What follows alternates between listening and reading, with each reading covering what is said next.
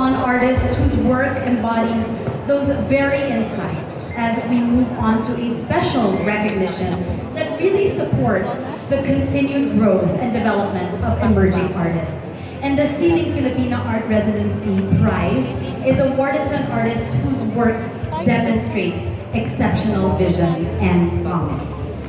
And for that, we'd love to call on Ms. Marites Pineda from Zonta Club of Makati and Environ's past president to tell us more about this prestigious award.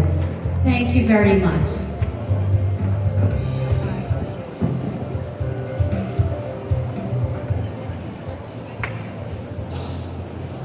Good afternoon, everybody.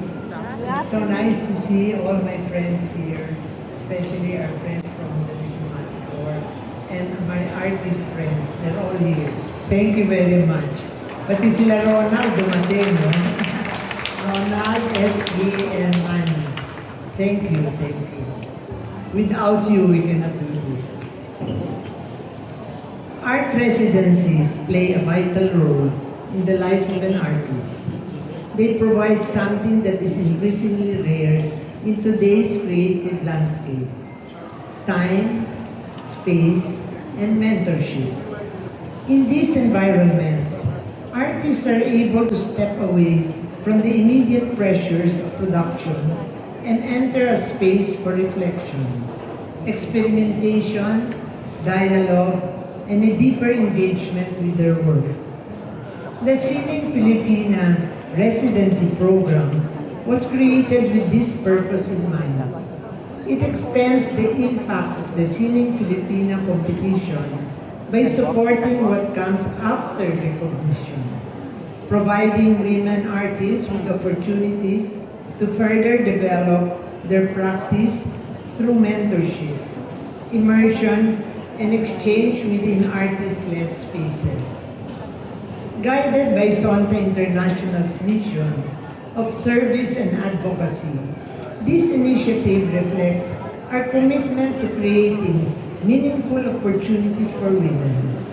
By supporting artists beyond the competition, the residency program helps ensure that recognition becomes a pathway towards continued growth and contribution within the cultural landscape. Our very first residency partnership began during our first awarding with Linangan Art Residency under the leadership of Mr. Manny Garibay, whose program immerses artists in socially engaged practice and community in the Cavite area. Can we ask Mr. Manny Garibay? He's the one who manages that. This was awarded to our very first prize winner of the first all-women art competition. Her name is Hannah Sayang. And after, she was from Bacolod, and after the residency, she decided to migrate to Manila and now is in Bulacan to have more exposure to the art. So this is what the residency programs do. They help the artists go one step further, because winning the cash prize is not enough. You don't know what they will do with the cash prize, who is going to guide them, what to do with them, how to further their career. But because they are being guided, they prosper faster. Today, we also formally award last year's residency in partnership with Project Space Pilipinas, founded by Leslie De Chavez, whose NEO Emerging Artist Residency in Lucban has created spaces for critical exchange and artistic development among emerging practitioners. This will be awarded to Joey Aguinaldo, our first prize winner last year.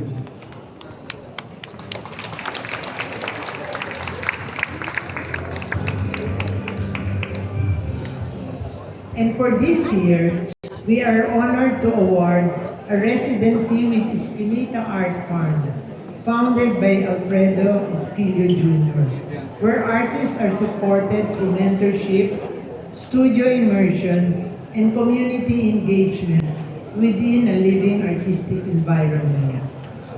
This is being awarded to our third prize winner at this competition. What we do is, among the three winners, it is the one who will handle the residency program that will choose among the three who will fit the kind of residency program that they give. So it's not automatic, no? So Mr. Esquilio searched from the three of them and talked to them and chose the one that was most fitting for the kind of residency program he gave.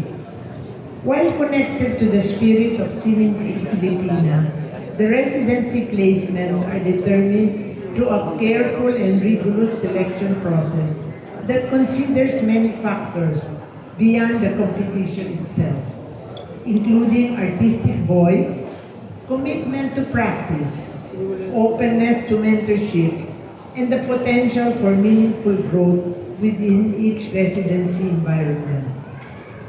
In this way, the residency becomes more than a prize. In fact, one of the winners last year told me that they wouldn't mind if the prize money they get can be shared with the cost of the residency because it helped her more than just prize money. In this way, the residency becomes more than a prize. It becomes a continuation of Sining Filipina's mission, supporting women artists as they move forward in their artistic journeys and strengthening the cultural landscape that they help shape. Congratulations to our residency awardees and our deepest gratitude to the mentors and partners who continue to nurture the next generation of artists.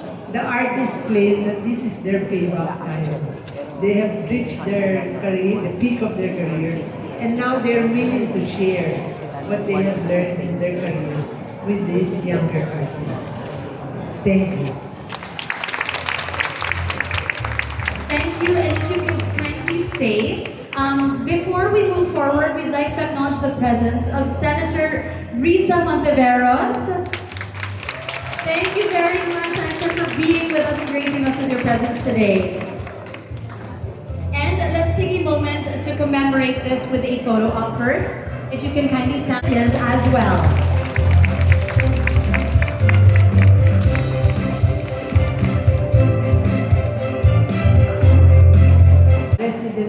Residency programs were sponsored by members of SOLTA. I sponsored 3 of the residency programs, and the last one was sponsored with the family of Coratan in her memory. So for the award we're giving today, the family of Coratan and I sponsored the residency. The past 2 residencies were sponsored by me because it's something very new that we did not know much about. So I felt I just had to try it on my own. Thank you. Thank you so much. It's incredible. If we can also kindly ask you to still stay, because we would like to have our panel of judges join Mr. Alfredo Esquilio and Aimee Noida. Please join us on stage to commemorate this very special moment. And let's give our Art Residency Prize awardees another round of applause, everybody.